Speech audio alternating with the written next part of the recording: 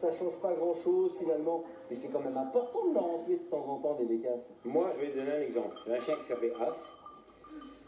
Je lui ai tiré aucune bécasse dans sa carrière. Il a gagné la clochette d'or sans lui avoir tiré de bécasse.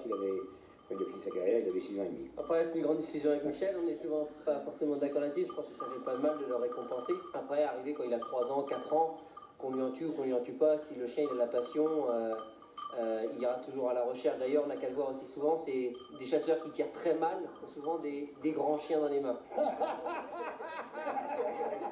Il parle pour lui, Michel. Moi, pour avoir chassé une fois ou deux avec Guillaume, il tire au 410, même s'il chasse un peu moins aujourd'hui parce qu'il conduit les chiens de Michel, mais lui, il tire bien.